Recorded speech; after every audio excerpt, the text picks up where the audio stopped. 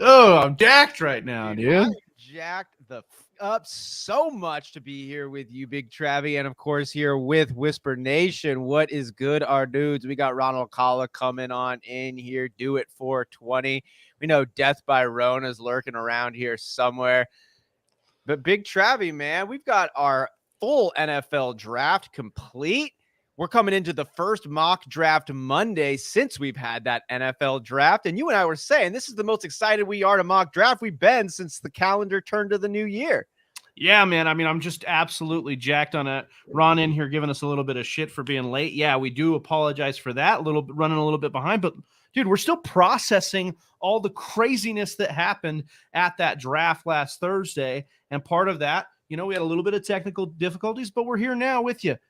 Don't cry because it's over. Smile because it's happening. Okay, Ron, you should be honored by our lateness that we'd even show up to this fake shit that we put on and we create and we make happen. Well, it's funny. It's like Ron should actually be happy because usually he's been late on these Mondays. So what's up, my dude? Technically, we're right in line with your timing. So we're just here to make you happy, Professor. Yeah. What do we need to do, man? We move it later, you're upset. We move it earlier, you're upset. I'm starting to think this doesn't have anything to do with us. It's all about you, Ron. This is the Fantasy Whispers of Ron, and we're here for you, the Ron Whispers. No, but I am absolutely jacked. I'm grateful for everybody in here. We're filling this thing up. We're going to do a 12-team PPR Dynasty startup today. Ooh. Austin, I'm super pumped on it. It's going to be a good time. We will get it rocking here. Let me share my super pumped for a super flex. Not this time, but maybe in the future. We're going to be doing a regular Dynasty startup, holding the super flexes till later on down the way.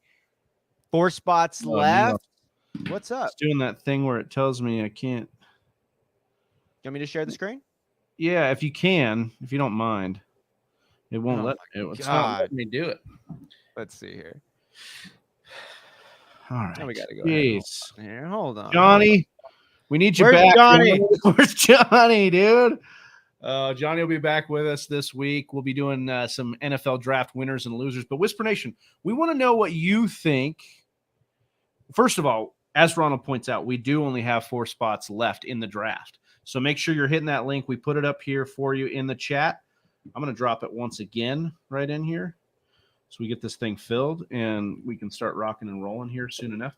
But Whisper Nation, be sure to let us know what your biggest takeaways from the draft were as Austin gets that thing popped up on the screen. Yeah, A.J. Brown getting traded from Ronald's Eagles over to the Tennessee Titans. That's got to be one of the biggest moves, if not the biggest, right? I mean, Austin, what are your thoughts initially on that?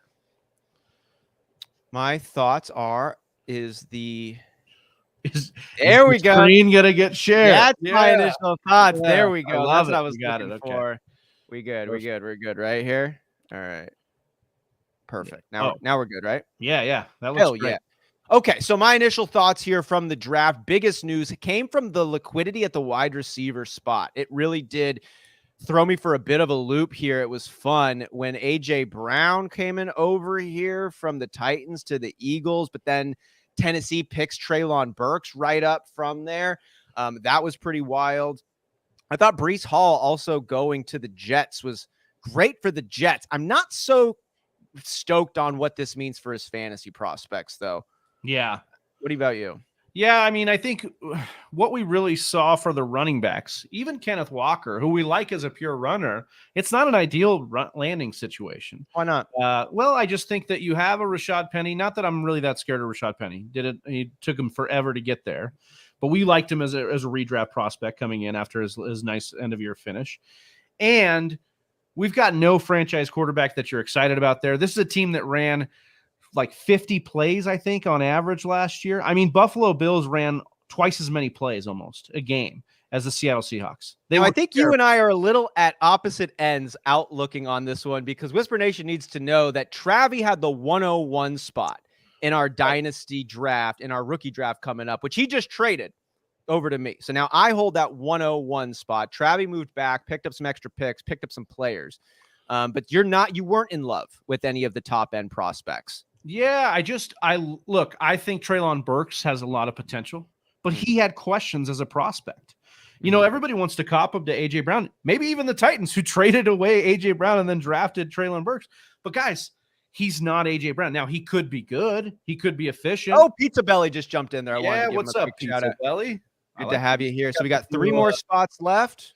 It's got the couple new more logo. But yeah, for me, I don't know that Treylon Burks is as good as A.J. Brown. And to go ahead and trade away A.J. Brown, who's the sure thing, to go get it. Now, is Treylon Burks set up for fantasy? Yes, absolutely. I think that's a fine pick. But there's no one guy. There's no one dude here that we like astronomically, you know, like in years past. Like even Najee Harris, who we liked a lot last year, had nobody to compete with coming into Pittsburgh. You know, had enough of a good profile, similar to Breece Hall, but had nobody to compete with coming in. So I like what I saw out of Michael Carter last year, Austin. I like what I think he was good enough to, you know, I'm not saying Breece Hall won't win that job. He should, by all means, he should go and win that job. But what does win the job mean? Yeah, exactly. I mean, is the job a bell cow 3-down back, or is the job 40% of the snaps? Right. What is the maximum grab a running back in New York? What you want Breece Hall to end up being is the 60-40 guy, right? You want him to be that, but when does that happen? And, you know, I don't know if it ever happens. I think it could happen in the sense that the problem is that I don't know if the Jets are going to be good. And they're only, I think, projected to win 5 games, I think is the line. So they're going to not be able to be as conservative as they want to be by drafting all these running backs, which means what role are they going to give Breece Hall? He should be the receiving back, but Michael Carter killed it as a receiving back last year. And why draft him if you've got Michael Carter? I just don't understand it. They didn't have a regime change this year, did they? They didn't have major. No, this is all in the front office. I think the biggest thing they're trying to say is like, look, it's a Shanahan tree. They're probably trying to mimic the running back by committee, the voluminous running game. But again, is the roster good enough for that? Is the team good enough for that? Is Zach Wilson good enough for that? I don't know. I don't think they're going to be in a lot of tempo games or, game script games where they're going to be able to control the tempo like that. So, yeah, I have concerns. So I think I would have liked to get to 1.5, 1.4, because I think there is a little bit of a tier break in Dynasty. You know, I talked about trading out of that 101.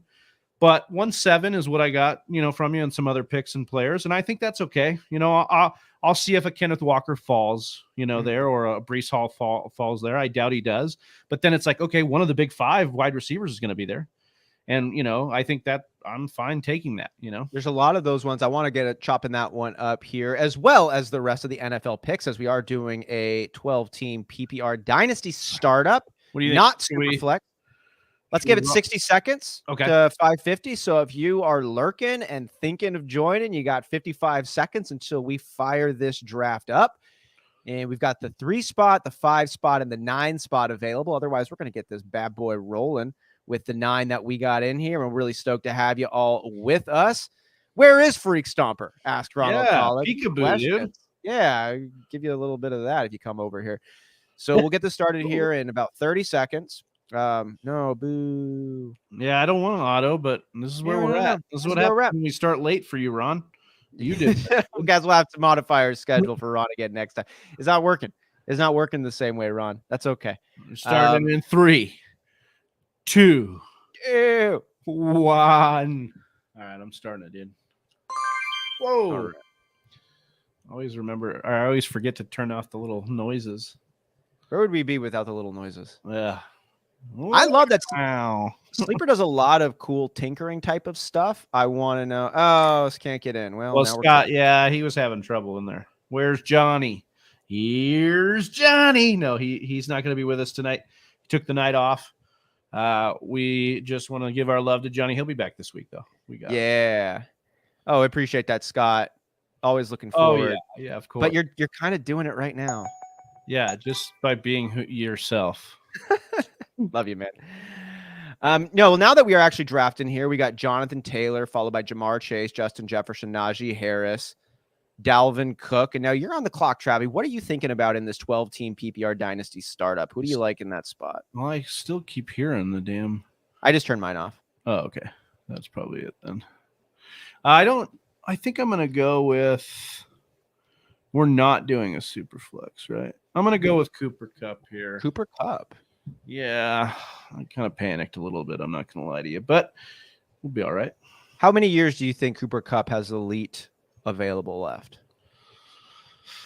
3, 4, somewhere around there. I think it's really going to depend on Matt Stafford. How long can we get Matt Stafford for the rest of this time? I think Matt Stafford ends up being able to last. I'm not concerned about Matt Stafford's age, given he plays quarterback and he's not needing to be a mobile threat. I think he plays fine until he's like 37, 38, 39. The problem with Matt Stafford, dude, I'm still getting, I don't know where these are coming from.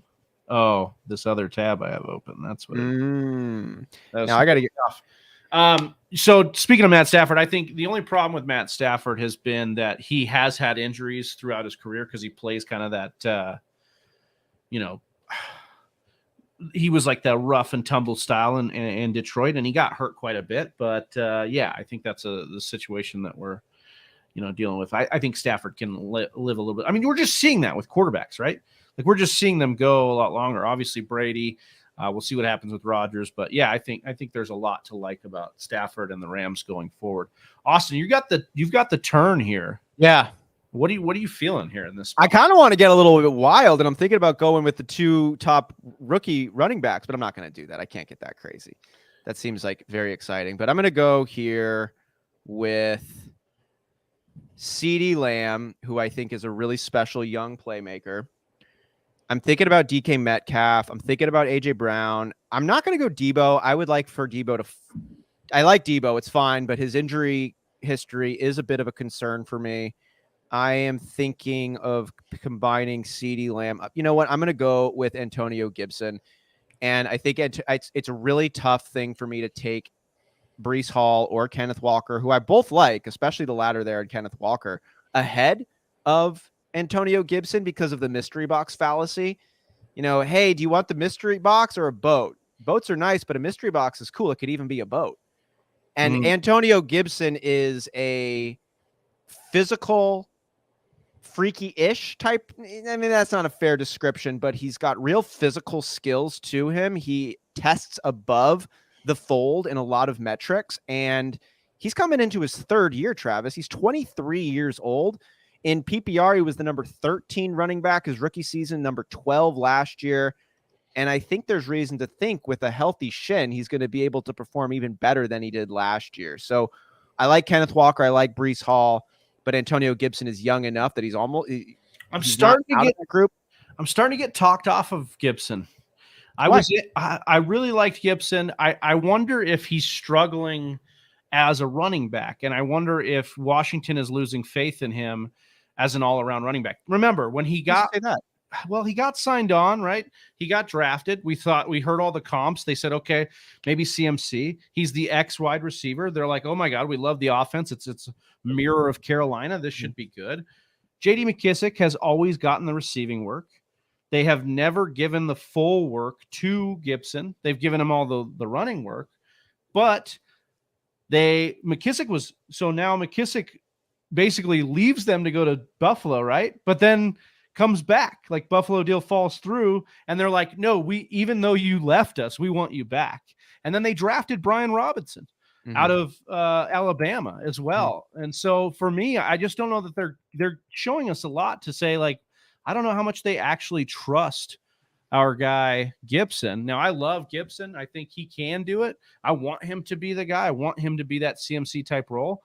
But Washington, not a great franchise, not a great system, continues to show us things with Gibson that I'm starting to pick up some warning signs that I don't. I can't look at Ron Rivera giving Antonio Gibson 20 plus carries on a busted shin time and time again and not think that he really wants to work him. Now, maybe he did going with another running back pickup, give you a little bit of concern. I do hear that, but Gibson, I thought, did a pretty good job. I mean, don't get me wrong. I think Gibson should be the guy they give it to, but I wonder, maybe the Brian Robinson thing is insurance. They're saying, look, he had the shin issue. If this continues to be a thing that, lingers, or he continues to be an injury concern, I just see Gibson as one of those guys that's going to fall into the dead zone and redraft this year, and you're going to be like, he could either be the guy that wins you the league or ends up being the guy or the bust. And you think Gibson falls to the dead zone? And for listeners, where's the dead zone? Yeah, so it's going to be like the second through the third, like the middle of the second to the middle of the third, somewhere around that. That sounds like creeping up. I thought it was like the third, fourth round. It just depends. It depends on the style of draft. Like after you're done with like the impactful running backs and you get to those other like they look exciting, but there's like David Johnson marks. 2 years ago. Yeah. And we older running backs guys come out of that round and you get happy production. You get great production out of them. You love them, but. I think there's a lot of things that are creeping up in the question category. If you're making a Venn diagram or a pros and cons list for Antonio Gibson, there seems to be some more things creeping up for my guy than I initially thought coming into this offseason. Other than them signing a running back, I don't think I'm buying any of the other concerns on Antonio Gibson. And we'll see. I feel good about him. I like the pick. Well, yeah. I mean, you were pretty invested in Gibson last year, and you're still down to drink the Kool-Aid again. So he was an RB conviction. Broken shin. Yeah, like he will run better without a broken shin. And the point on McKissick is real. McKissick is a good pass catching halfback. He does that role pretty well. And if you got a guy who can do it just as good as another person and save a little bit of that tread, I think that you should do that. Ron Rivera doesn't care about your fantasy team. I think that does make sense. But it's like he can still do it. I just think they have another option to be able to go and pick up. But Travi, here, you picked up Kyler Murray. And the Cardinals quarterback, DeAndre Hopkins going to be out for 6 games with some PEDs, but they picked up Hollywood Brown on draft night. You're obviously not concerned about Kyler Murray. I just think Kyler Murray is getting slept on as a guy that could be the QB1 overall. Like if you're not going to play the game of drafting Josh Allen, where you have to take him. Look at where Bird, our guy, do it 420 took him in the first round. Not saying you have to do that, but in a dynasty startup, I can see it. Or you could wait and get a guy like Kyler Murray. And to me, I think Kyler Murray, Marquise Brown is going to be amazing here. I think in this system and especially with the shower narrative, like these guys played together as well. So I'm all in on that offense, and I'm all in on your guy, Kyler Murray here. Ron wants to know, how do you turn off auto drafting? It should be at the top of your sleeper page.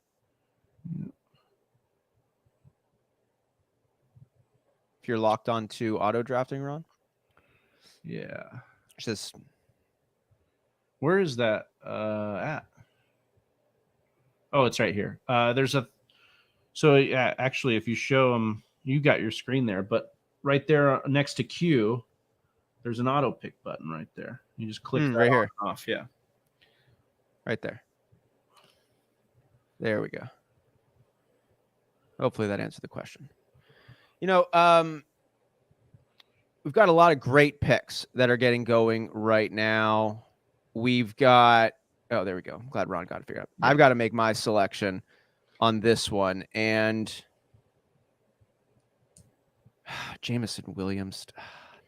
I'm so turned on by rookies right now, Travi. I want to talk about. We've been doing all the work on them. I want to talk about all. And they got their landing spots, right? That's how it goes. But you made an interesting point as we were talking about too. We were talking about some of the things that get overblown, these narratives, the mystery box, the shiny new toy, all these things that happen with the rookies. I think that's just, that's a natural kind of occurrence here. I'm excited for these guys to settle in, and then I'm excited for those always awesome puff pieces that come out of training camp, where this guy's lighting up camp and he's, burning DBs and he's Travi, doing all those things. Can I ask you really quick, because I'm on the clock here? Yeah, sure. Amon-Ra St. Brown is 1 pick ahead here of Jameson Williams. We thought Jameson Williams was the most talented wide receiver coming into the draft this year, but he was recovering from that ACL. And Amon-Ra St. Brown was really good his rookie season, especially in the second half. Where do you look at Amon-Ra St. Brown and Jameson Williams in terms of dynasty situations? Are you asking me which one you think is better? I guess who would you rather have right now? Amon-Ra St. Brown. Only because of the only because of the ACL. You're gonna pass on the mystery box and take the vote. Yeah, the reason is I heard it on PFF's podcast. You are on the clock. Shoot, thank you. Yeah. I was listening to PFF's podcast today. Dwayne McFarland. Shout out to Dwayne McFarland. You can catch him on Twitter. Let me see. I got to figure this out really quick. Guess I'm going to go with our guy Fournette here. Really okay. That I just think Amon-Ra St. Brown, as Dwayne McFarland did, he just did too much in his rookie season to look away from. And if we like guys, I mean, you want Jameson Williams to get in and do basically what Amon-Ra St. Brown showed us he could do. And I'm not saying that Jameson Williams can't or shouldn't do it. He's the better prospect coming out of college.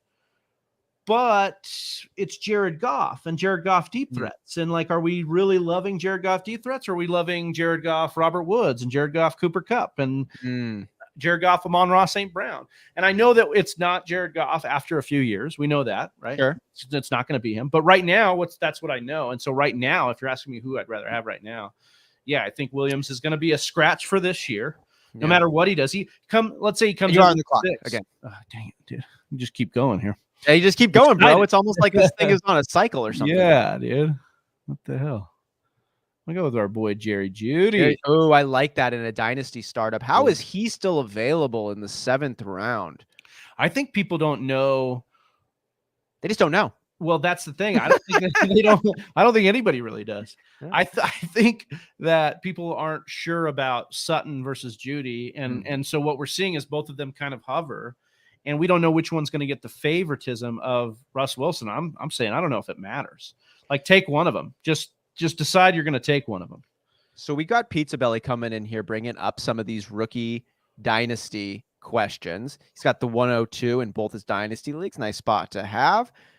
And while I get ready for this selection, I wanted to know a little bit about some of the outlooks on some of these maybe more high-profile rookie running backs. Like, does Spiller hurt Eckler's value, who got drafted by the Chargers? That was Johnny's favorite running back prospect. Yeah, well, luckily for you, Pizza Belly, Johnny's not on this show.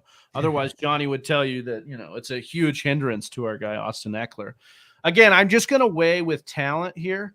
And I think that, and especially with the running back room where the guy in Austin Eckler is an elite pass catching option for the Chargers. In fact, what I said about Eckler before a couple weeks ago, if you remember, Austin, was it's probably good for Eckler if they sign a guy on, because he doesn't have to be the guy that gets his body banged up, and he can be used in the passing game, which was what we love, the Chargers. We want him to be aggressive.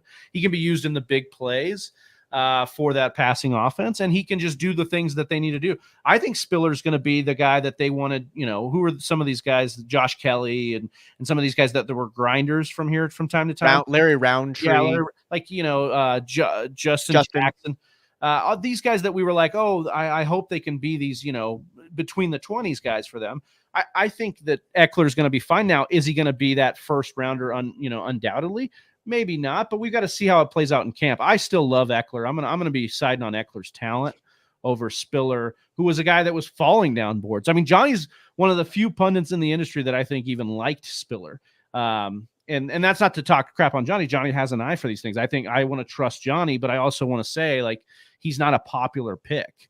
Speaking of picking, you're making a pick right now. And we talked about Spiller. I thought he ran like a horse in terms of ran down the field fine, but I didn't see a ton of agility jumping left and right. It reminded me of dressage, like, when you get a horse that's trying to turn nimbly and things. But it was a pick that is going to get action because the Chargers have been trying to go to one of these alternative backs, as you mentioned, over the years, be it Justin Jackson, be it Larry Roundtree, Joshua Kelly. And I have chased that action, Travis. I have drafted Larry Roundtree and Joshua Kelly, and I loved listening to everybody in our draft and be like, oh, I wanted him. And I'm like, I won. And then I watched them play the season, and I'm like, I lost because these guys were not that great. And they were getting work, but it was Austin Eckler making damage happen. I don't know if Spiller is going to be good enough. I think he's definitely worth taking a gamble, though, because the Chargers do want someone else to be that plotter. The thing is, there's so much action for the Chargers. Eckler is their playmaker out of the backfield. Then they got a great passing attack. Justin Herbert, it's his team now. Like, this is a different squad. I think that Spiller's going to be fine, but I don't think he's going to have as high of a ceiling as really even some of these other backs that you could take a look at. Yeah, I think that's the thing for me is like Spiller's not. It's not like they went and took Kenneth Walker or Breece Hall. It's like there was definitely a huge tier break after those two even. Sure. And for me, and it was like, if it was already a weaker running back class and now we're dipping into the week of the week, like it's like, okay, whatever. I'll take my shot with Eckler. Now, if you're in trouble in a dynasty league and you need help and you think you can get value out of Eckler, sure. But I think right now you'd be selling Eckler off of the hype of Spiller, right? And I don't think that's a great position to be in. Let the camp play itself out and see if we can't get Spiller's having trouble picking up the playbook, or Spiller's having trouble in pass pro. And if you get some of those news, then trade Eckler for the pieces that you need. Don't trade Eckler because don't let a fear of the draft, kind of push you into trading off a guy, I guess is what I'm getting at. That's just my opinion. I know other people that do it differently, but that's kind of where I would be at with Eckler. I think again, talent wins out most of the time. Speaking of talent, I wanted to talk a little bit about my boy over here that I just picked up at the turn, Damian Pierce. Damian Pierce, and I'm actually kind of bummed that I'm speaking about this. I think is Josh in this draft here who plays in our league? Yeah. Yeah, and he's listened to some of my insights. He's in our Dynasty League, and he has used it against me in our trade discussions. But I was taking a little peek, Travi, at some of the other running backs, maybe outside of the top 10, and Damian Pierce was someone that came to mind. Now, I'm not looking at these as much anymore, Travis, because I made some of these trades with you to move up. But let me just read here what it says about Damian Pierce, and tell me if this doesn't get you excited. From the Fantasy Pros little blurb, Damian Pierce took the title as Pro Football Focus's highest graded running back in the FBS, 92. Despite seeing just 100 carries, the senior's 39% missed tackle rate ranked second among the 2022 draft class. There's no doubt that Pierce's freakish athleticism aided in his colossal rise in 2021. Bruce Fieldman listed Pierce as number 21 on his annual college football freaks list, which highlights the most athletically gifted players around the country. According to Friedman, Pierce squats 705 pounds, benches 390 pounds, has a 37-inch vertical, and has been clocked at 4.5 seconds in the 40-yard dash. However, the fact Pierce never fully took over Florida's backfield does raise red flags. His 12% career dominator rating is eerily similar to Trey Sermon's 12% from last season. Oh, boy. And Sermon struggled to separate himself from the pack in his rookie campaign. Even during his breakout senior season, the 5'10", 218-pound running back earned just a 22% dominator rating while sharing the backfield alongside fellow draft-eligible running back Malik Davis. However, I am willing to offer some benefit of the doubt. After Pierce never topped 106 carries in college, there may have been some underlying issues with former Gators head coach Dan Mullen that prevented Pierce from seeing a more featured role. Case in point, Pierce only had 2 games with double-digit carries in 2021, both of which came after Mullen was fired toward the end of the season. Pierce's lackluster dominator rating does not capture his coach's potential and aptitude. The fact Pierce competed with NFL talent like Jordan Scarlett and LaMichael Pirine very early in his college career paints a better picture of how impact will be felt in years to come. His running style and body type bears striking resemblance to Patriots running back Damien Harris. Does that not get you a little excited? Oh, absolutely. His comp on Player Profiler is Chris Carson. I think that this is one of the better landing spots, as gross as it sounds, for a running back, for a rookie running back, right? The only thing we have to compete with is a Marlon Mack, a bunch of washed dudes. So I love Pierce as one of the later round guys. Again, if it's a weak running back class and you have to put your flag on some people, I think Pierce is as good a one to do it on. The physical attributes are there. What it kind of reminds me of is like low college production, but a physical specimen. Ramondre Stevenson a little bit. A little bit of Ramondre last year where people kind of slept on it because of, the running back field that he went to.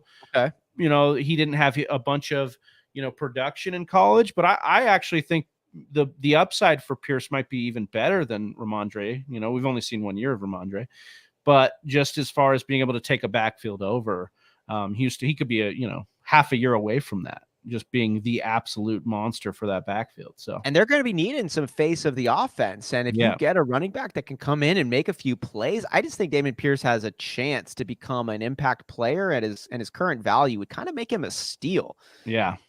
Absolutely. But then again, you get so excited in these rookie dynasty drafts. You're like, this guy's going to be a guy. And that was Dokes for me a couple years ago, or Larry Roundtree or Joshua Kelly. Man, I was excited. And boy, am I excited to get him off my team now a couple years later.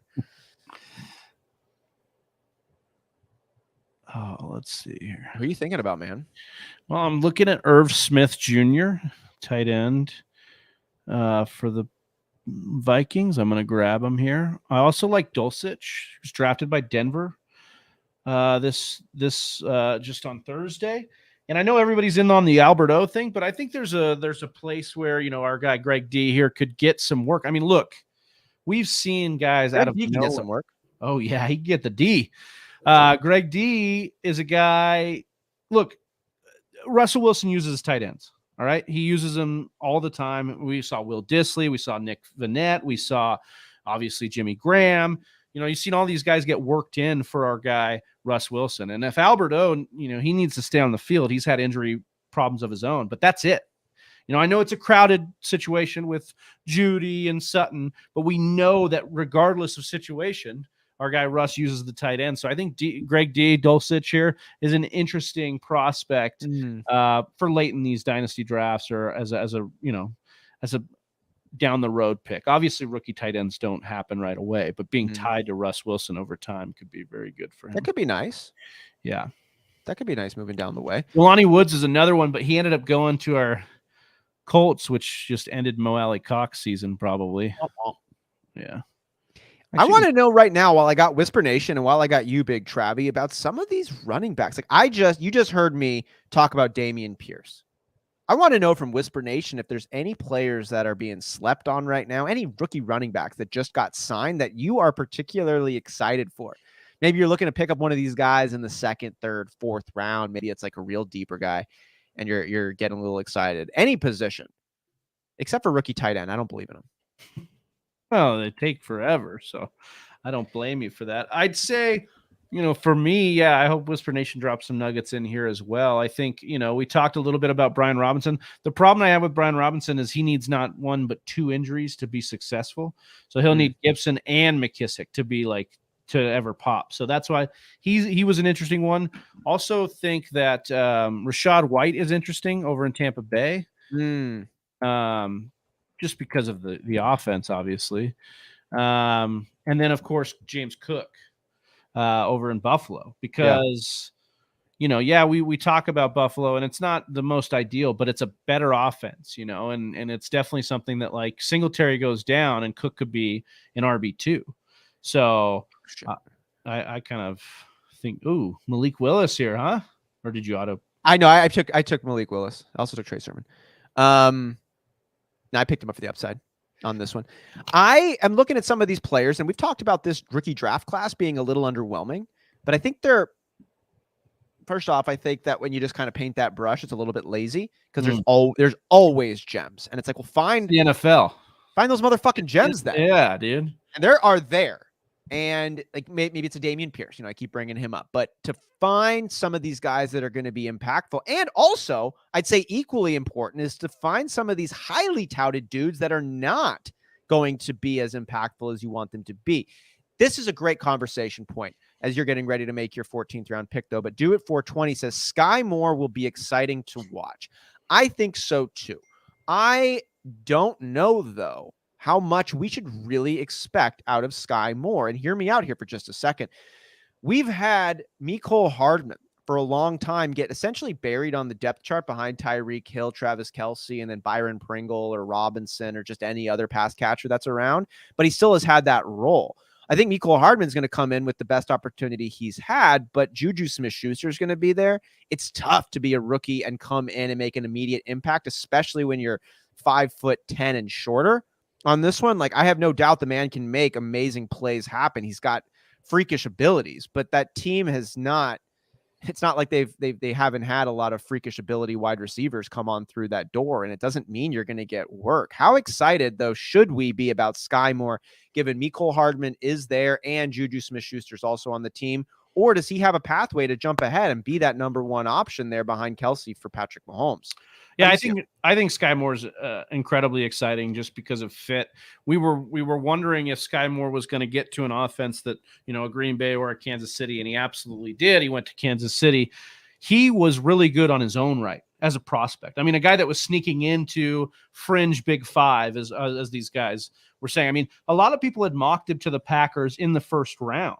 So he wasn't a guy that was surprising that Kansas, it was a little surprising that Kansas City got him where they did. So that one in itself, him as a prospect, was good enough in my mind. And then you just look at the competition and yes, I think that this means good things for Travis Kelce, that Tyreek Hill's gone. I think he's going to continue to do his thing and he's going to get a lot of looks.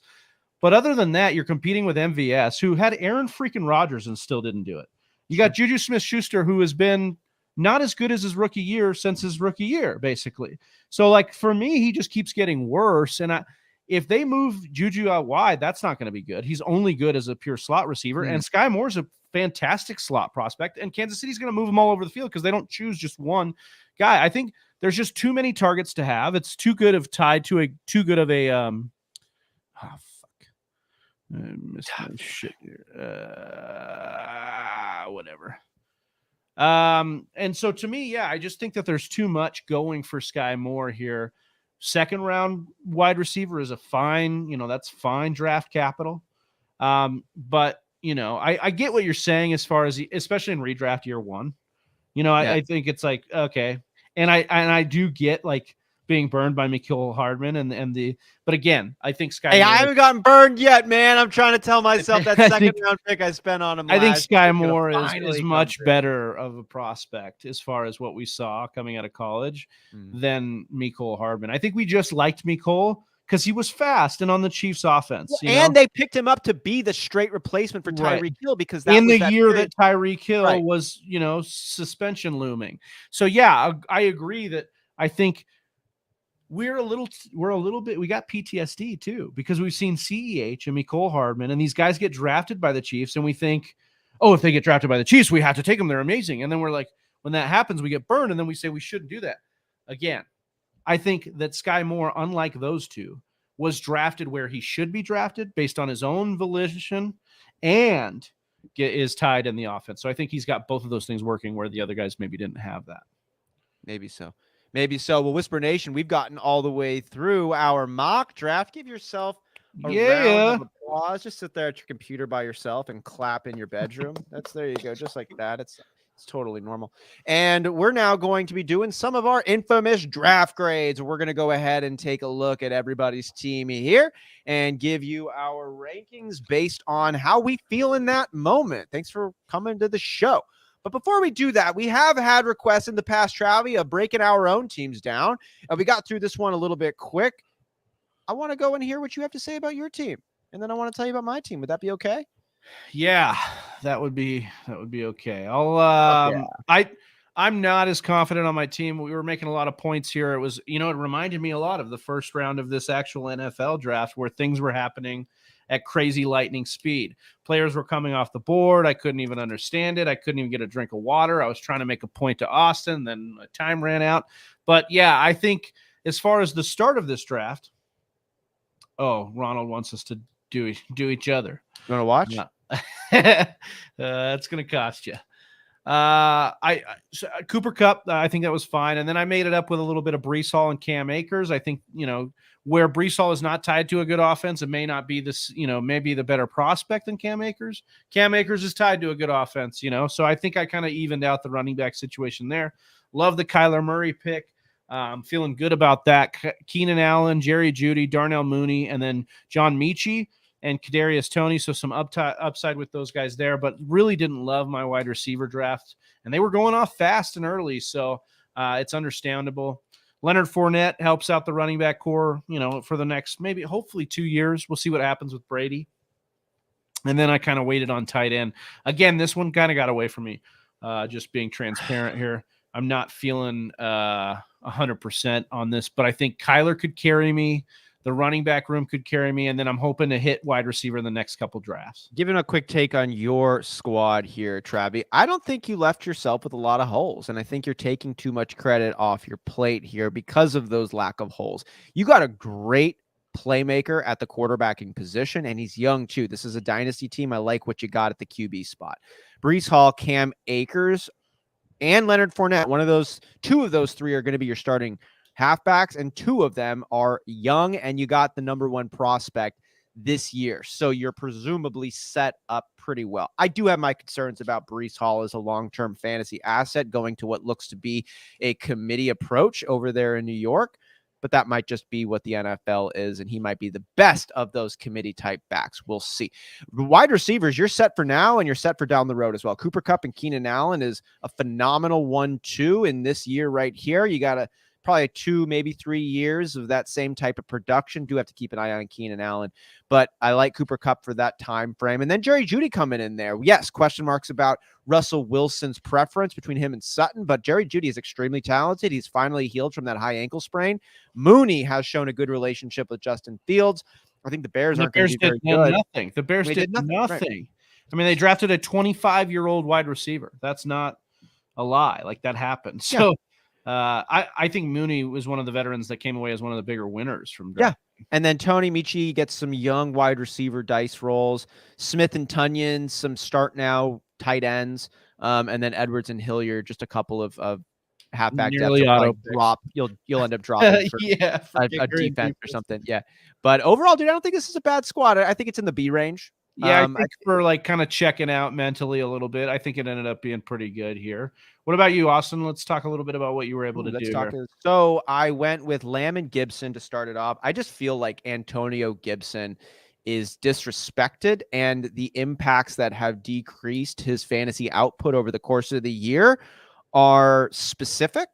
And we can kind of we can almost dismiss them the same way that we dismissed Keenan Allen as an injury concern in the early parts of his career because he had weird things. It was like a busted spleen. Yeah, lacerated spleen. Yeah, I agree with that. So it's the kind of stuff like that. So that's how I look. You think it's fluky with Gibson? Yeah, I think he's dealt with some fluky stuff, but I think we've also seen him persevere through a lot of adversity. Like, it's not easy to play on a fractured shin, and that dude was carrying the rock 20 plus times, doing decent work with it. Right. I think his coach likes him. I think he's talented, and I'm not concerned about the pickups Washington made in the offseason. And I think their pickup of Carson Wentz actually could be the best quarterback he's ever had, which is more first downs, more opportunities in the red zone. I like Antonio Gibson as a young, high-ceiling prospect, and Aaron Jones going along with him. It's not a long-term future type of guy, but I think I get Aaron Jones at a high level for 2-3 years, and he's ready to go right now. Deontay Johnson is my second young wide receiver going along with CeeDee Lamb. I love this. It's two young wide receivers who are the number one options for their team. Deontay Johnson pairing with CeeDee Lamb. And then I got Mike Evans, who's still in his 20s, never gotten under 1,000 yards. Brandon Ayuk, I think, is going to have the breakout season we've been hoping for. Deebo Samuel or not, I think Ayuk showed us he is a good player at the end of last year.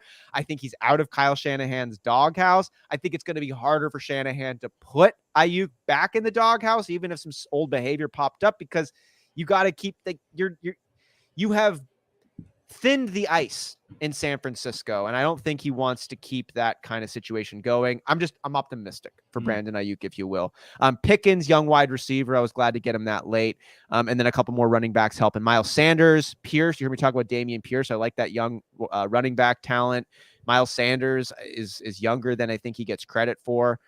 And Ronald Jones, we'll see what that's about. So just another depth piece, but actually has more shelf life than some of the other guys around that area. Ertz doesn't have a lot of shelf life, but I think he's going to be good this year, especially with the news of Arizona's receiver DeAndre Hopkins being out for 6 games. I was looking at Ertz's contract, and then even Ian Harditz was talking about Ertz's contract. It's not an easy one to get out of. They actually signed that, as a 3-year deal, and it's actually one that's like loaded on the back end too. So it's not one that like they're just, even though they drafted Trey McBride, I think it's like live out Ertz for a few more years, and then you'll have. I think Ertz is gonna have a great year this year. I think Ertz is set up really nicely. Not asking about Underdog, not tonight, Scott. We started late, so we're cutting the Underdog portion of this, but we'll be next week. We'll try to get it all in there. Absolutely. Though. So I got an A-. Appreciate that, Ronald. Yeah. A- for John. I'm with that. I think it's a good one. I really like some of the value picks here. Pierce and Pickens there really late. Willis as well. I think Willis is set up really nicely. Willis, I think Willis needs like a year or two, right? And then he's going to get that. Yeah. And he's going to get that with Tennessee. And I think he's a guy that like rolls deep, has a huge arm. He wasn't consistent, but if he can lock that in, I think that's going to be good. And I think Tannehill is a guy that's like kind of checked his ego, so Tannehill won't be one of those guys that's like, fuck you, I'm not going to help you out. Like, it just feels like he won't be that kind of guy. I think. Why would Tannehill be that guy at this point? I feel like Tannehill's been playing with house money for a little while. And we said last year when Tennessee grabbed that number 1 spot in the AFC, and we were making our bets over there on Underdog, and we're like, I just don't think that Ryan Tannehill is that dude. I know they're a number 1 seed, but I'm going to be betting against the Titans because I just don't think Ryan Tannehill is that dude. I know we've gotten some good things, but again, I think he kind of knows that because the regime is totally not the regime, but the environment has changed. I mean, you still get Derrick Henry. Don't get me wrong; it hasn't changed drastically. Sure. But you're not going to have the efficient guy in AJ Brown. You're going to get the AJ Brown light version. So we're going to have to see if you got it. You're going to have to get Robert Woods off a knee injury. We're going to have to see for a second Tannehill, and you're going to get a rookie behind you. So we're going to really get to see, I think, Tannehill. I think this actually could be I know we got to jump into our draft grades. We're going to be moving into this, but I want to say about Tennessee that they actually, logically speaking, Travi, give themselves a really good shot to almost repeat what they did last year in terms of finishing above 500. And oh, my love, I can't talk to you. Oh, I love her so much, but I couldn't mute it on there. Anyways, so I think that they gave themselves a good chance to do exactly what they did last year when they were successful, and that's lead through defense, lead through Derrick Henry, hopefully get a quarterback that doesn't make a lot of mistakes. And they didn't even lean on AJ Brown that much last year. He was out for so much time. So you might get your quarterback and wide receiver of the future, but not need to be the main vein of their squad. It's still Derrick Henry in that defense, and you get to reduce expectations for Treylon Burks and Malik Willis while still arguably grabbing the 2 most exciting players at their position in this year's draft. 45% of Whisper Nation said that Treylon Burks should be the number 1 rookie fantasy wide receiver. That's where he opened, if you talk about opening line, that's where Treylon opened up as. It's like the most exciting guy. But yeah, I mean, I'm with you. I think I'm not one to be like trade away a guy that is there, but you made a good point the other day where it was like, maybe we're not talking enough about AJ Brown's injury history because he's had a couple knee scopes already. Yeah. And it's like, okay, maybe we're not talking enough about, they got spooked a little bit. And if they're going to get spooked and they're going to have somebody be fragile, rather have it not be those guys, Right. So I think, and we're just seeing it right now. Half the league is either trading for the wide receiver and the other half, is trading them away. Dude, we got teams that are going all in on wide receiver and other teams that are going all out on wide receiver. Yeah, Green Bay cracked me up because it was almost like FU. They were doing an FU in the draft where it was like until the second round. They did what they had to do in the second round. But yeah, it was like, we're not going to go reach at the end of the first, even though, everybody was saying that. So we'll see. We'll see how it pans out. We'll see how it pans out. Well, let's see how the rest of this draft here panned out, Travi. Let's go ahead and work backwards because let's do it. Jumping in here, I'll take this one on. Javonte Williams, Brocal selects with the 11th overall pick, and he seals up that running back situation, taking Joe Mixon there in the second. Don't hate it.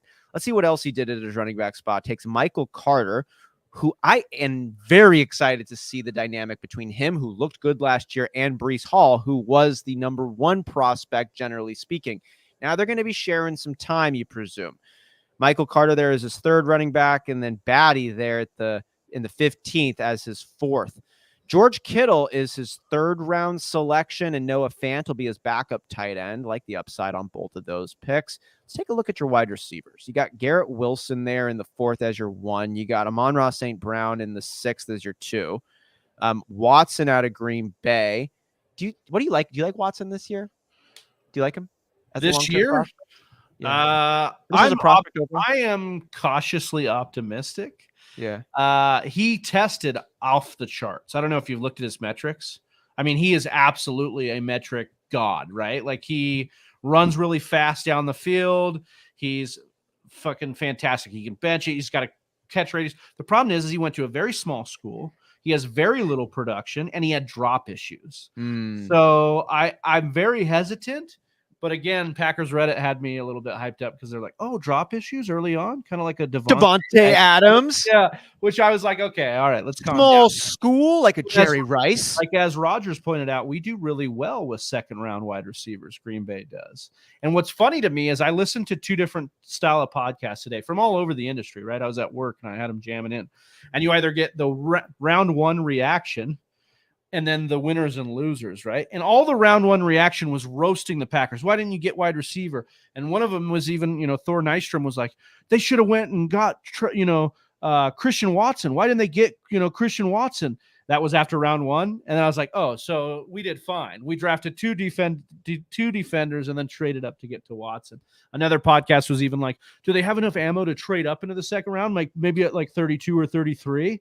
And it's like, I don't know. It doesn't look like they do. And then we did. And so like, it was really funny to hear, the really quick narratives, the really like catchy narratives against the Packers. Yeah. And then this is becoming a Packers rant. But I just think for me with Watson, Rodgers is committed verbally on Pat McAfee to working with these guys. He's going to need patience with Watson, especially if he has drops early, because that could just shake Watson early. And if he ices him, and I think there's a lot of pressure on Rodgers here, where Rodgers has been told that he ices people. He's got ego. He relies too much on Davante. If he can actually elevate, and then I heard one more point I'll make here. There's an argument to be made that it won't be one guy in Green Bay. It'll be all these different guys, and we may not get to one guy over 20%. Rodgers used to spread it around all the time.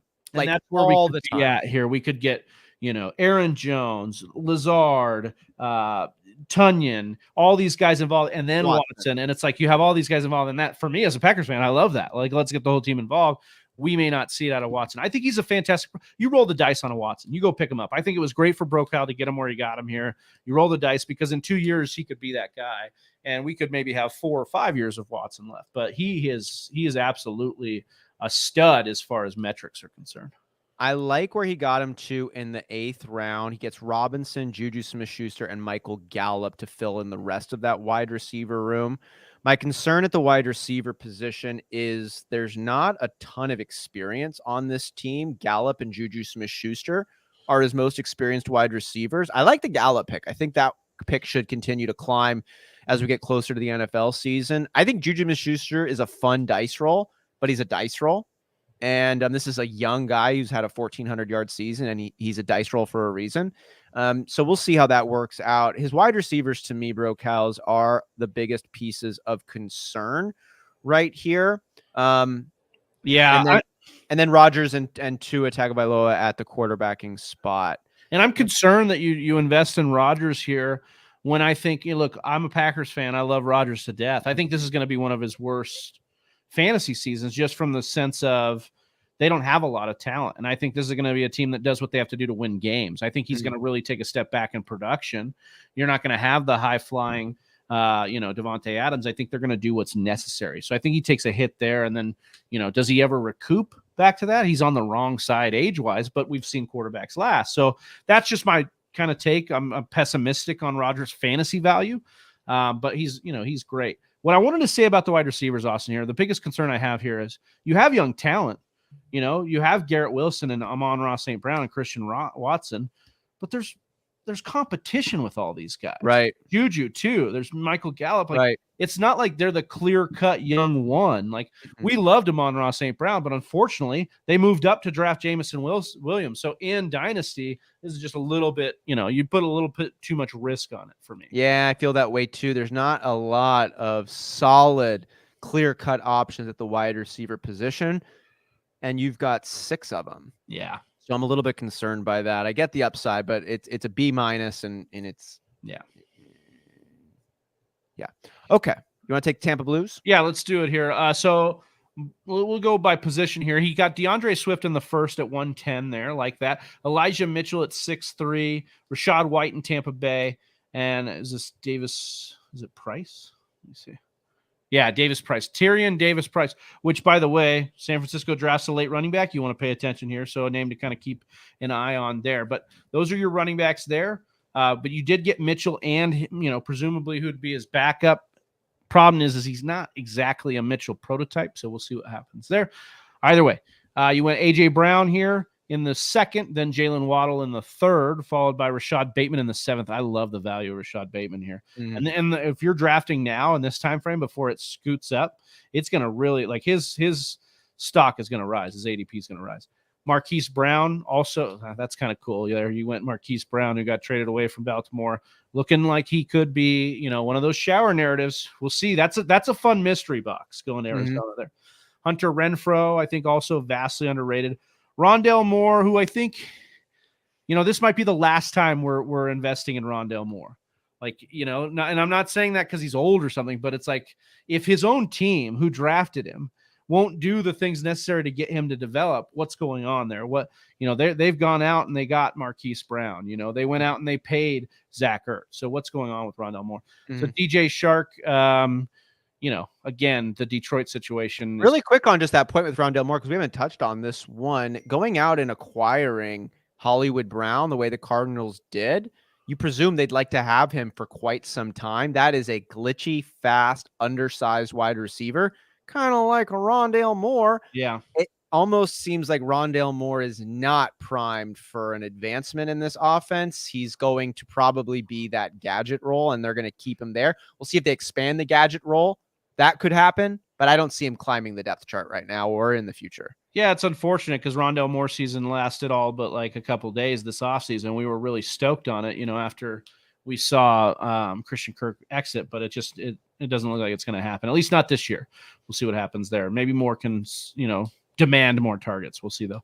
And then DJ Shark to round it out in the 14th. And then so for quarterback, you did Dak in the 5th and then Justin Fields in the 11th. And I just got to say, the Bears have changed regimes and are still doing what they do to all of their quarterbacks, which is not support them. I love it as a Packers fan, but what the hell is Chicago doing? Like, I just don't get it. It's pathetic. But either way, he's your backup. Prescott's your guy there, at least for the foreseeable future. And then Mark Andrews, is there a tight end other than maybe like Kelsey who benefited more by off-season moves than our guy Mark Andrews here? Marquise Brown leaving, that's like 24% of the target market share. So yeah, it's a smaller pie, but Mark Andrews going to eat, dude, again. And I love that he got him as the 4th tight end. I think this is the number 1 tight end next year. Yeah, I like a lot. He's got a shot. I think Kelsey's still, for me, dynasty-wise, yeah, you can make that argument. I think Kelsey for me in redraft, but yeah, I think this team's fine. I think, B plus around that around that range. Yeah, Austin agrees. So yeah, I think it's fine. I think not many holes. Let's jump over here to do it 420. Leapfrog in the auto drafted squad. Josh Allen, first quarterback off the board, taken in the 8th spot. Get your guy, man. He takes Austin Eckler and Kenneth Walker there in the 3rd. Speaking of your guy, Kenneth Walker is starting to turn into my guy. Whisper Nation, tell me if I'm crazy for taking Kenneth Walker. You're crazy. 101 in rookie dynasty rankings drafts ahead of Breece Hall, because that's where I'm leaning. I like Kenneth Walker's play style, and I like him going to Seattle. All right, so then his other running backs are James Conner, Rashad Penny, Melvin Gordon, Algier. This is actually pretty nice down the draft pickups, if you ask me. James Conner and Rashad Penny. Well, Rashad Penny, you get now all the running backs in Seattle, which is a fine pickup. Rashad Penny did finish as the number 1 running back in the last 6 weeks of football. That can't be dismissed. His health has always been a concern. He had 6 good weeks. He kicked ass with that opportunity. We'll see how that translates going into next year. James Conner, similar situation. He got a new deal from Arizona because of how well he played. He was an RB1 last year. I think there's a lot of reasons to believe he's going to continue. I don't like him long-term, but redraft next year, James Conner is almost as good as it gets in a lot of situations. He's nice, and you picked him up there in the 7th round. That's going to help you this year a lot. So I think you did excellent at the running back position. You got the number 1 quarterback. Let's see about wide receiver now. Do it for 20. T. Higgins, Michael Pittman, Sky Moore, Brandon Cooks, then Mecole Hardman and Tim Patrick. This isn't scary wide receivers, but this is pretty good, actually. And T. Higgins, Michael Pittman.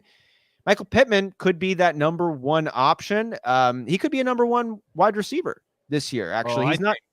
I think Pittman's set up really nicely. The Colts went and drafted one guy, I think, that was really like a guy. He's like a burner, like a replacement for T.Y. Hilton. I think that's beautiful for them. But Pittman's amazing, dude. And Matt Ryan's going to elevate him too. I mean, Matt Ryan has just done that before. That's a great point. With Julio Jones, Roddy White, and then Calvin Ridley. Like, he knows how to get you that number one wide receiver, and especially a budding talent. So I think Pittman's got the chance to be your breakout wide, like your dog wide receiver. You know what I mean? Like your wide receiver here. I like that. So I think you got a probable wide receiver one over there, and along with some shelf life. T. Higgins got shelf life. He's really good. You're a little bummed that Jamar Chase is also there, but this might just be such a voluminous, high-flying passing attack in Cincinnati that it might not even matter. You might have a back-end wide receiver one for a long time. Sky Moore, we'll see, but it's exciting, no doubt. Cooks is an underrated wide receiver too. And then Hardman and Patrick. This is actually a couple of nice younger dice rolls with upside you got at the very end of the draft. Derek Carr is a backup for Josh Allen. We all expect Derek Carr to have his best year of his career this season. I don't care about the tight end. Who cares? It's not your answer, but he's not going to be a problem for you either. This, to me, Travis, it's a solid A. Yeah, I think A as well. Ronald coming in saying A+, but you need a tight end. That's why I probably wouldn't give it the full A+, because the tight end is a little bit like, but Albert O's a fun one to go and dice roll. Yeah. I think that's fun enough to go and check out. I see no wasted effort on this. I see no holes. I see upside. I really love the running back, what he did with running back here. Like, I love how he filled up so much down late. Dude, James Conner here to mitigate any kind of, growth that it takes for Walker or, weirdness there. I think, Melvin Gordon in case Eckler's hurt or something like that this year. Like, all these are really, really, really good picks. Yeah, really good job. All right, moving on here to Friday 065. Fire Dad 065. What's up, Fire Dad? Fire Dad. He's like, what is saying? No, Fire Dad. He's fur-y dad. He's like a furry. No, must be French. Yeah. He went with Derrick Henry at 1.7, and then Ezekiel Elliott at 4.6. Man, how the mighty have fallen. Damian Harris at the 8.6. He went with Williams from the Rams. That's his running back core there. So not terrible, not something you're writing home about either.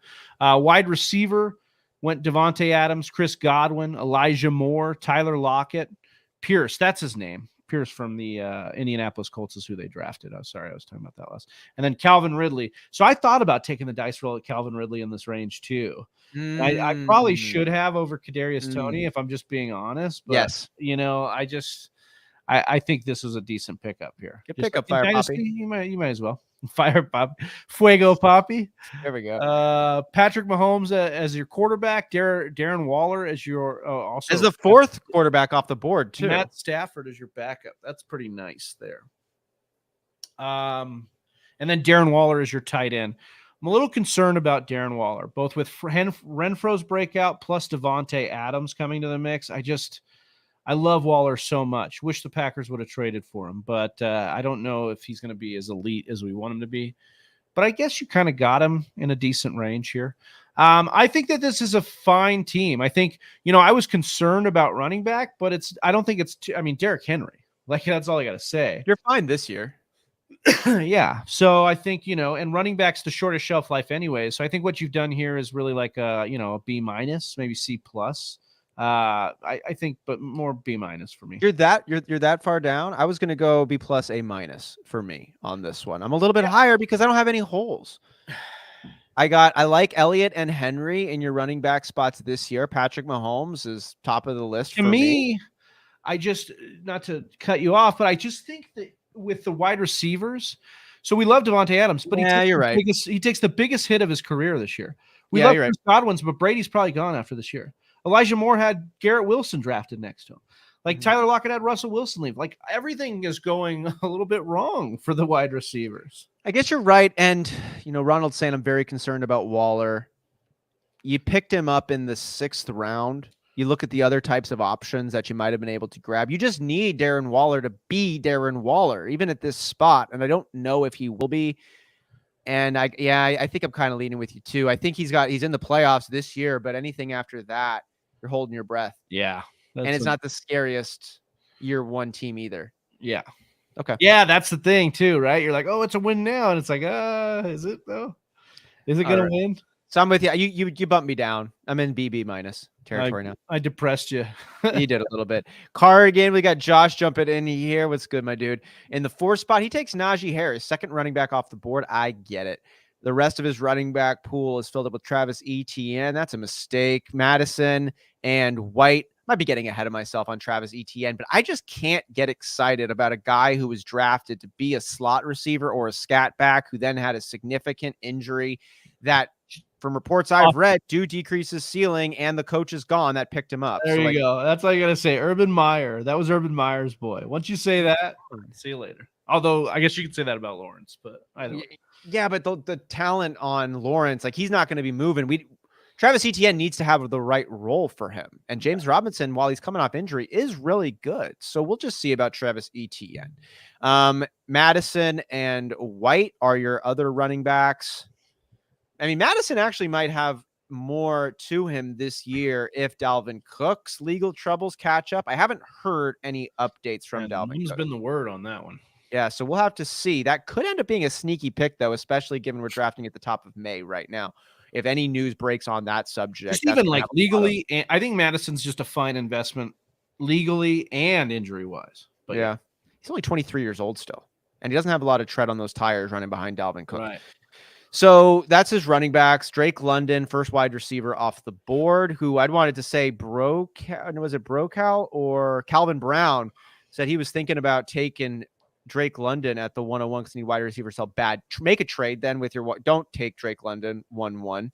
Trade back. I mean, maybe go get your guy if you really need the help, but like, I don't think Drake London is a slam dunk. The problem I have with London too, it's like, okay, let's say we like him as a prospect. We think he's good. They want him. The target volume's there, all that stuff. Mm-hmm. Tied to weird quarterback situation with Mariota and Desmond Ridder, but then also Calvin Ridley still exists. So I'm not saying Calvin Ridley's for sure going to come back next year. Anything could happen. But if he does come back, he's the better prospect, right? He was drafted higher.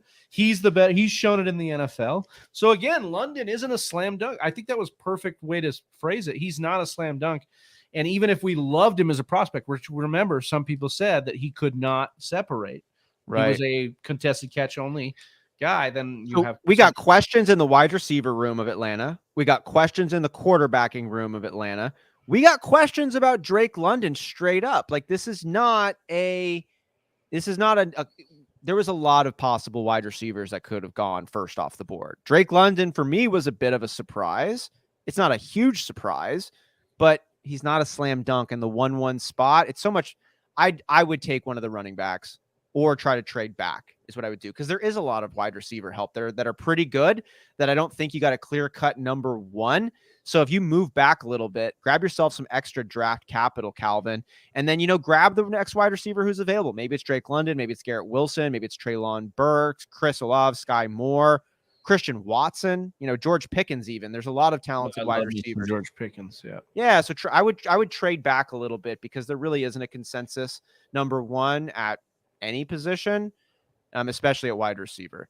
Moving forward with the rest of the wide receivers, and you're set on taking the 101, go Treylon Burks. I think that's just, to me, that's where I would go.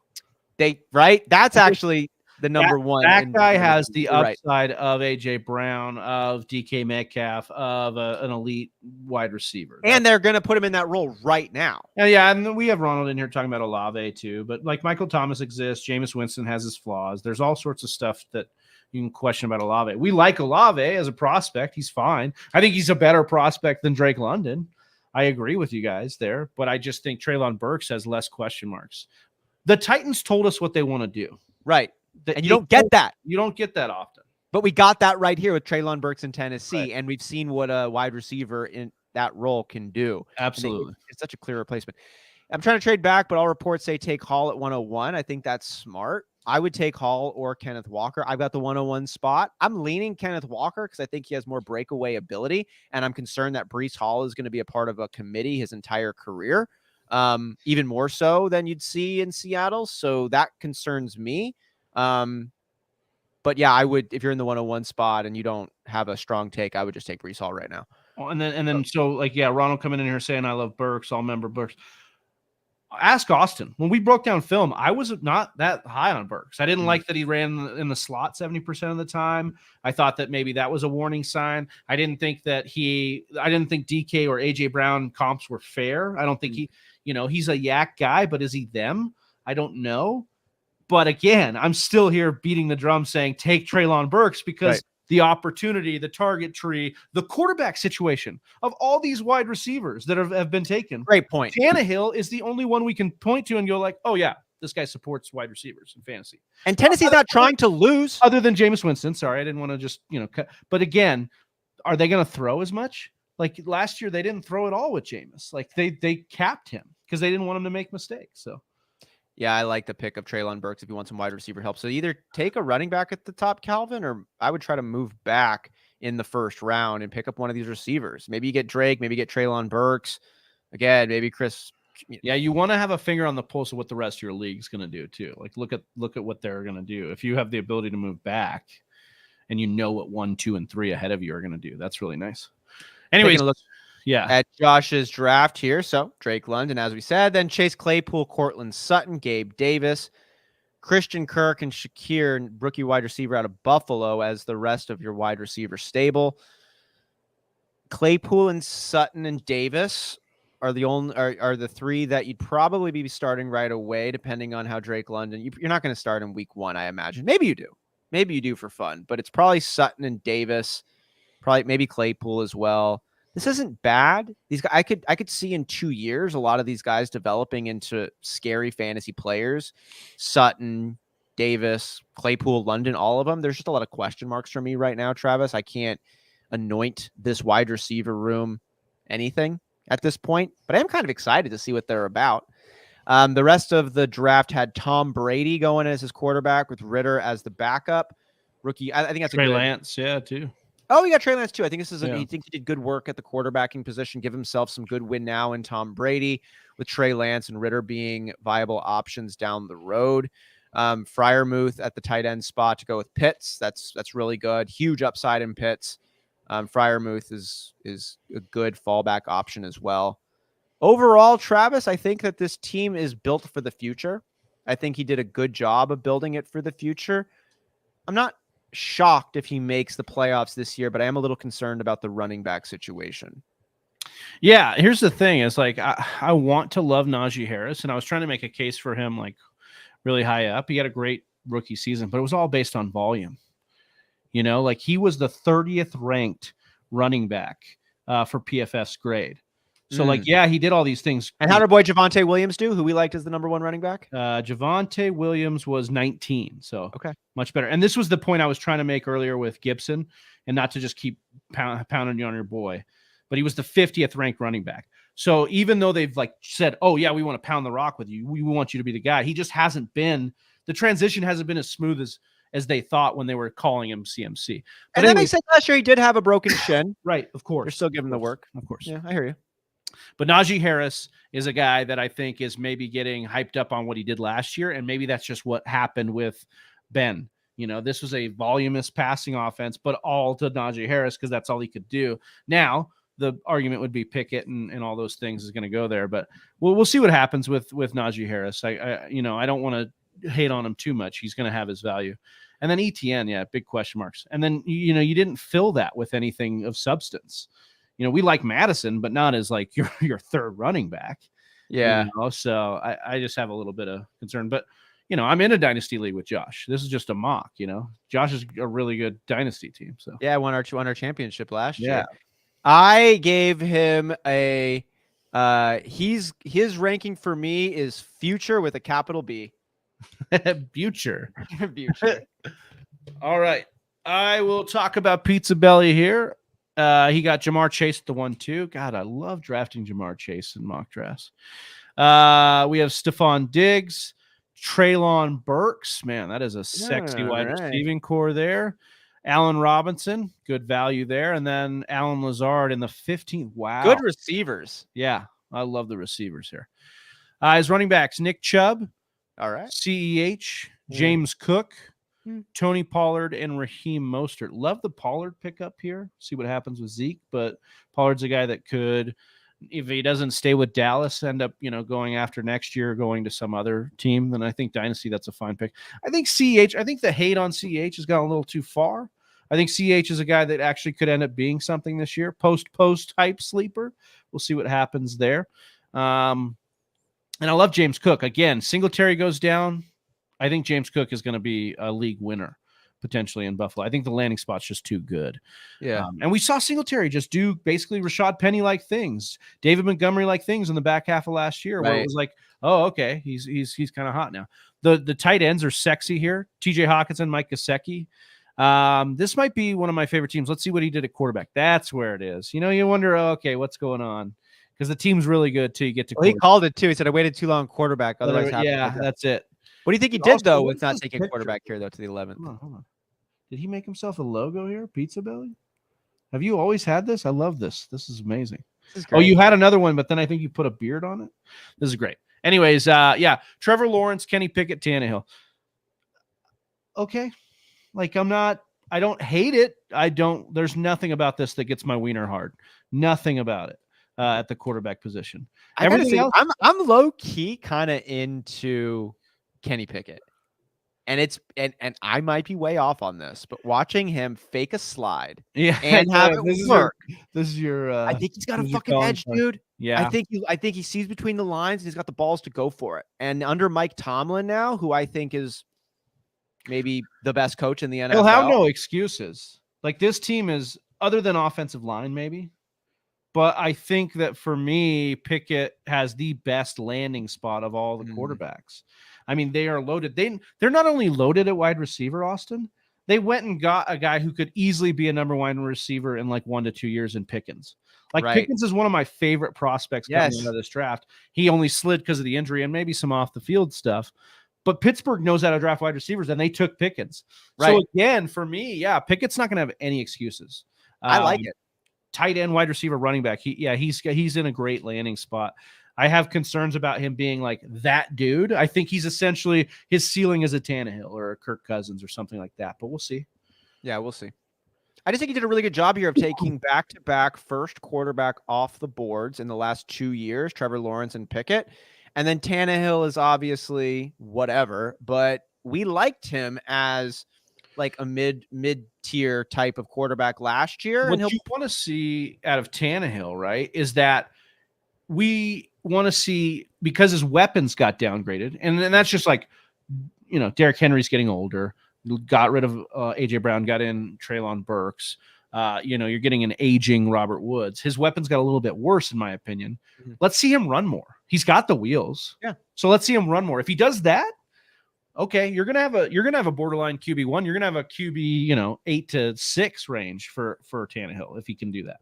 I like that. What grade would you give Pizza Belly on this one? I think it's an A-, B+. I think he's around that range. I really like the wide receivers and running back. Good. He said it here. I think my wide receivers make up for QB weakness. I mean, your wide receivers go a long way. Are we starting 3? I didn't check at the roster here. I imagine we're starting 3. So that, to me, I mean, Treylon Burks is your wide receiver 3. I love that. And then you have then you have Allen Robinson, who I really like this year as well. I'm right there with you on the grade here. Now we've got Ronald as well. Came in with the A. We love it. Okay, finishing it out here. We got RJC the second here. Who is this? It's Professor Ron, I believe. Professor Ron. All right, there we go. To save the best for last year. So he took Jonathan Taylor, 101 as a running back. Oh, I think this is you, huh? Justin Herbert then, and Joe Burrow as his 2 quarterbacks. So he's going to have a couple of young studs. Well, this is where it auto-picked him. Where? It took the Burrow. Oh, that was an auto-drafted pick for him? Yeah. Okay. Well, Chris Olave, his boy in the 4th, DJ Moore in the 5th. Let's stay with the rest of the running backs. He goes ahead and picks up David Bell and Tyler Boyd, Russell Gage, Thornton as the rest of his wide receivers. A lot of youth on this. A lot of youth, decent floors. I'm not sold on the ceiling of these wide receivers across the board, though. You've either got competition ahead of him or question marks, one of the two. Rest of the running backs to go along with Jonathan Taylor. You can't go wrong there. James Robinson, Isaiah Spiller. I like this. I like the dice roll on Spiller, and I think I like where you got him too in terms of the draft. Like maybe you take James Conner, but that's not as much of a future pick. Yeah, I like taking Spiller in this range. I got not a lot of negative to say on that. Knox and McBride at the tight end spot. I think you give yourself two good options both for now and in the future there with McBride down the road. Knox, he's going to be a popular pick. We'll see if he can have the same type of output that he did in his better games last year. And then, am I missing anything on this? No. Okay. So and then Stevenson and Gainwell. I like Stevenson this late. I like it a lot. But I'm always so concerned about New England running backs always. They just seem to keep kind of doing what they do. I think the Boyd pick, the Stevenson pick, I like those a lot. I think value's there. You'd love to see what this team was if he didn't draft Burrow there, because I have questions about the rest of your wide receiver. Like your wide receiving core to me it's meh. And that's because were you able to get an anchor at 3-1 instead of Joe Burrow? Like, you could have taken Diggs. DK. Yeah. Stephon. Yeah. It's like, I kind of like that a lot more if you're able to do that. And I'm sure you do too, obviously, Ron. Yeah. You didn't mean to draft Burrow there. So that's my thing, because Olave, you've got question marks there as far as Michael Thomas and whatever else they're going to be in New Orleans. Then DJ Moore, who I love DJ Moore, but like his quarterback situation is like, what the hell? So, and he's been able to survive that, but only, wide receiver 2 numbers. So, and then, you kind of waited on and got a bunch of, Boyd's underrated for sure. Gage is in a crowded, wide receiving room. So yeah, I just have, and Thornton I thought was a reach for New England. I don't think he's, they have wide receivers galore. That's not their problem. Mm-hmm. Yeah. So I for me, C+, B-, more of the C+, I think. But, Jonathan Taylor and Herbert are really sexy for sure. Yeah, and if you had gone and you get a half a letter grade plus for me if you replace Joe Burrow with Diggs, Metcalf, Walker.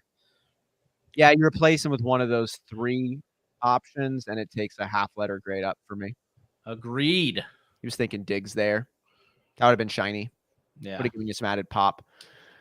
All right, well that's our pop. And I love that segue. Whisper Nation has been awesome to get this mock draft through with you. First one since we had the NFL draft. We're going to be doing this every Monday. And if you are with us now, make sure you have liked and subscribed to catch the notifications coming your way. We're going to be doing our next live stream on Thursday for Thursday Live with the Fantasy Whispers. Travi, anything you'd like to share before we call this one? I just want to wish everybody a happy Monday, and I can't wait to be with you all on Thursday. So make sure, like Austin said, you're subscribed. We're going to be talking some winners, losers of the draft, a little bit more in detail this Thursday. So catch us there, and make sure you have your notifications on so you can always get with us. Next week, Underdog will be back, so I'm excited for that as well. You heard it here first. On behalf of Big Travi, I'm Austin Sear. We're the Fantasy Whisperers. We are out of here. Peace. Right here. Hey, you like mock drafting? So do we. Check out one of our previous mocks in the videos here and like and subscribe to catch next week's mock draft coming your way.